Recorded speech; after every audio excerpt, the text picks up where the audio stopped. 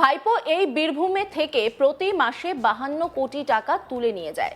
নাম না করে বিস্ফোরক অভিযোগ বিজেপি নেতার। তিনি প্রকাশ্যে এই দাবি করেছেন, কিন্তু ভাইপো বলতে তিনি কাকে ইঙ্গিত করেছেন তা তিনি কিন্তু স্পষ্ট করে বলেননি। কি ভয়ানক অভিযোগ একবার ভাবুন। বৃহস্পতিবার বীরভূমের বোলপুরে নিয়োগ চাই বিজেপি তাই কর্মসূচিতে যোগ দিতে আসেন বিজেপির যুব মোর্চার রাজ্য সভাপতি তথা বিজেপি সাংসদ সৌমিত্র খা। বোলপুরে বিভিন্ন এলাকায় শিক্ষিত বেকার যুবকদের কাছে ফর্ম ফিল আপ করে সই করলেন সৌমিত্র খা। তার দাবি প্রায় 5 লক্ষ এই ফর্ম পূরণ করে পাঠানো হবে রাজ্যের মুখ্যমন্ত্রীর কাছে। সাংবাদিকদের মুখোমুখি হয়ে সৌমিত্র খা বলেন, ভাইপো এই বীরভূমে থেকে প্রতি মাসে 52 কোটি টাকা তুলে নিয়ে যায়। মমতা ব্যানার্জি সনাতনী সমাজ, মুসলিম সমাজ ও যুব সমাজকে ধ্বংস করছেন। উনি বাংলাকে ভারত থেকে আলাদা করতে চাইছেন। ওনার ইচ্ছে হচ্ছে প্রধানমন্ত্রী হওয়ার। কি বলছেন সৌমিত্র খা, শুনবো। মমতা বন্দ্যোপাধ্যায় পশ্চিমবাংলার এতটাই জাতি নিয়ে রাজনীতি করেছেন যে তিনি সনাতনী সমাজকে ধ্বংস করছেন এবং মুসলিম সমাজকে ধ্বংস করছেন, যুব সমাজকে ধ্বংস করছেন। উনি ভারতকে তো ভারত থেকে আলাদা করতে চাইছেন, উনি তো পশ্চিমবাংলাকে আলাদা করতেই চাইছেন। ওনার তো ইচ্ছা হচ্ছে প্রধানমন্ত্রী হবার। তার ভাইপো হঠাৎ করে ভাইপো ভাষণ দিয়েছে প্রধানমন্ত্রী হবার, আর ভাইপো এই বীরভূম থেকে প্রতি মাসে 52 কোটি টাকা তুলে নিয়ে যায়। 52 কোটি টাকা, 52 crores এখান থেকে তোলাবাজি চলে। দাদা, আপনি বললেন যে অনুব্রত মণ্ডলকে সনাতনী হয়ে ভোট পাচ্ছে, কোথাও কি বিজেপির আভাস পাচ্ছেন? না, আমি তো বলবো একটাই কথা, এখানে অনেকজন আছে তৃণমূলের নেতা যারা মনস্তাপ করছে যে মমতা বন্দ্যোপাধ্যায় যার উপরে মাথায় হাত, মানে যার উপরে মমতাদের মাথায় হাত, তিনি খাচ্ছেন জেলের ভাত। আর সত্যি কথা বলতে মমতা বন্দ্যোপাধ্যায় তার পাওয়ার সমস্ত শেষ করে নিয়েছে। তাই আমার আশা এইবার বয়স হয়েছে, এবার সনাতনীদের হয়ে ভোট করবেন। এরপরে হুমায়ুন কবিরের প্রসঙ্গে বলেন, হুমায়ুন কবিরকে মমতা ব্যানার্জি ব্যবহার করেছেন। হুমায়ুন কবির নতুন দল খুলেছে, বেশ করেছে। এখানেও মুসলিমরা তৃণমূলের সঙ্গে না থেকে নতুন দল তৈরি করুক। তৃণমূলকে সরানোটা খুব দরকার। উনি যে বাবরি মসজিদ করছেন, বাবরির নামটা না রাখলেই ভালো হয়। কি বলছেন সৌমিত্র খা, শুনবো। হুমায়ুন কবিরকে মমতা বন্দ্যোপাধ্যায় ব্যবহার করেছে। যে মুর্শিদাবাদে মমতা বন্দ্যোপাধ্যায় একটা এমএলএ সিট জিততো না, হুমায়ুন কবিরকে ব্যবহার করেছে। হুমায়ুন কবির যে ইউপি খুলেছে, বেশ করেছে। আমি বলবো এখানেও তৃণমূলের সঙ্গে মুসলিম সমাজ না থেকে তারা নতুন দল তৈরি করে বা অন্য জায়গায় গিয়ে তৃণমূলকে হাঁটানোটা খুব দরকার। এবং সে বাবরি মসজিদ থাকছে, আমি তাকে একটা কথাই বলবো, বাবরি নাম না থাকলে ভালো হয়। কারণ বাবরি নামটা অনেক অত্যাচারিত নাম, বাবরি নামটা না থাকলে সেটা ভালো হয়, সেটা আমারও বলার থাকবে। অনুব্রত মণ্ডলের উদ্দেশ্য করে সৌমিত্র খা উপদেশ দিয়ে বলেন, বাড়িতে থেকে বিজেপির হয়ে ভোট করুন। অনেক পাপ করেছেন, এবার সনাতনীদের হয়ে ভোট করুন। যার শেষ ভালো তার সব ভালো। বীরভূমে ঘরবাড়ি রাখতে হলে বিজেপির হয়েই ভোট করাতে হবে। কি বলছেন তিনি, শুনবো। বীরভূমে যে সমস্ত ট্রাকগুলো চলে, সেই ট্রাকের যদি সঠিকভাবে টাকা আদায় হতো, যদি ফলস চালান না হতো, তাহলে আজকে বীরভূমের যুবকদেরকে অন্য রাজ্যে কাজ করতে যেতে হতো না। আজকে বীরভূমের ছেলেদেরকে অন্য রাজ্যে কাজ করতে যেতে হচ্ছে। সবচেয়ে লজ্জার বিষয়, এখানে প্রতিদিন যে চালানটা ব্যবহার করা হয় সেটাও কাজল শেখের জেলা সভাধিপতি হিসাবে তিনিও এটার ভাগবান, আর এখানের ডিএম তো আছেই, এরা সবাই ভাগবান। আর যদি কোনো পুলিশ অফিসার ভাবে যে তৃণমূল সরকার থাকবে, আমি তাদেরকে বলে রাখি, এইবার ইলেকশন কমিশনার কি জিনিস আপনারা দেখতেই পাচ্ছেন। আর আমরা বলছি কি করে খেলতে হয় সেটা আমরা খেলাবো, আপনারা খেলবেন। এবার আমরা দেখিয়ে দেবো বীরভূমে ভারতীয় জনতা পার্টি আমরা 11 মতো নোটা সিট জিতবো।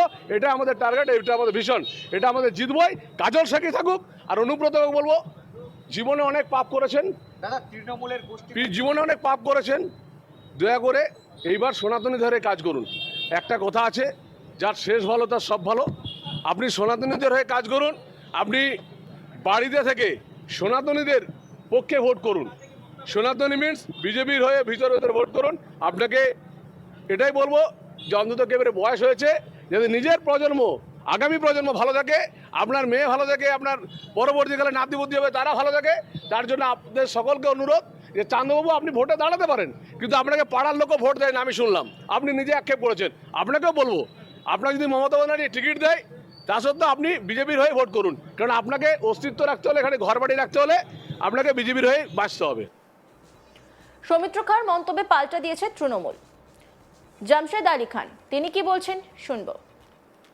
শুভেন্দু অধিকারী আর সৌমিত্র খাঁ এরা কি বললো এটা খুব হাস্যকর, কারণ এরা দুজনেই তৃণমূল কংগ্রেসের মমতা বন্দ্যোপাধ্যায়ের মানে পায়ের তলা থেকে বড় হয়েছে। তো তারা আজকে বিশেষ করে শুভেন্দু অধিকারী গেছে, তাকে প্রকাশ্য টাকা নিতে দেখা গেছে, সেখান থেকে এডিসিবি এর হাত থেকে বাঁচতে, যাতে তাকে জেল খাটতে না হয়। সৌমিত্র খাঁ গেছে, এই যে কয়েকদিন আগে আপনারা দেখলেন যে গাড়ি সহ টাকা সহ উদ্ধার, মানে সৌমিত্র খাঁয়ের লোক বালির ঘাট থেকে টাকা তুলে নিয়ে যাচ্ছিল। তাই সৌমিত্র খাঁ তোলার জন্য গেছে বিজেপিতে, আর শুভেন্দু অধিকারী তুলে ধরা পড়ে গেছে, সেখান থেকে বাঁচতে গেছে বিজেপিতে।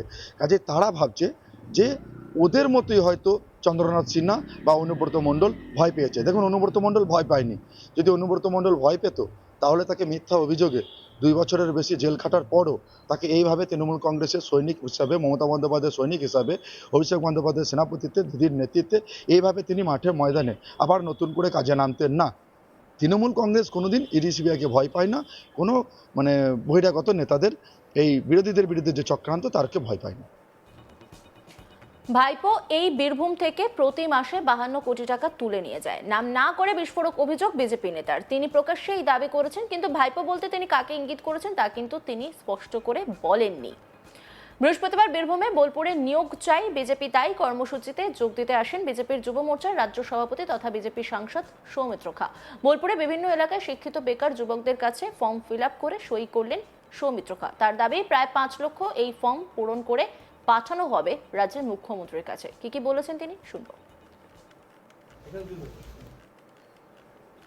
মমতা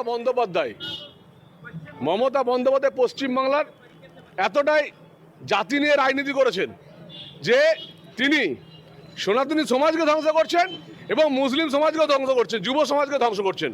উনি ভারত থেকে আলাদা করতে চাইছেন, উনি তো পশ্চিমবাংলাকে আলাদা করতেই চাইছেন। ওনার তো ইচ্ছা হচ্ছে প্রধানমন্ত্রী হবার। তার ভাইপো হঠাৎ করে ভাষণ দিয়েছে প্রধানমন্ত্রী হবার, আর ভাইপো এই বীরভূম থেকে প্রতি মাসে 52 কোটি টাকা তুলে নিয়ে যায়। 52 কোটি টাকা, 52 crores এখান থেকে তোলাবাজি চলে। দাদা, আপনি বললেন যে অনুব্রত মণ্ডলকে সনাতনী হয়ে ভোট পাচ্ছে, কোথাও কি বিজেপির আভাস পাচ্ছেন? না, আমি তো বলবো একটাই কথা, এখানে অনেকজন আছে তৃণমূলের নেতা যারা মনস্তাপ করছে যে মমতা বন্দ্যোপাধ্যায় যার উপরে মমতাদের মাথায় হাত, তিনি খাচ্ছেন জেলের ভাত। আর সত্যি কথা বলতে মমতা বন্দ্যোপাধ্যায় তার পাওয়ার সমস্ত শেষ করে নিয়েছে। তাই আমার আশা এইবার বয়স হয়েছে, এবার সনাতনীদের হয়ে ভোট করবেন। এরপরে হুমায়ুন কবিরের প্রসঙ্গে বলেন, হুমায়ুন কবিরকে মমতা ব্যানার্জি ব্যবহার করছেন। হুমায়ুন কবির নতুন দল খুলেছে, বেশ করেছে। এখানেও মুসলিমরা তৃণমূলের সঙ্গে না থেকে নতুন দল তৈরি করুক, তৃণমূলকে সরানোটা খুব দরকার। অন্যান্য খবরের আপডেটের জন্য অবশ্যই নজর রাখুন আজ তাক বাংলার ইউটিউব স্ট্রিমিংয়ে। লাইক, কমেন্ট, শেয়ার এবং সাবস্ক্রাইব করতে ভুলবেন না।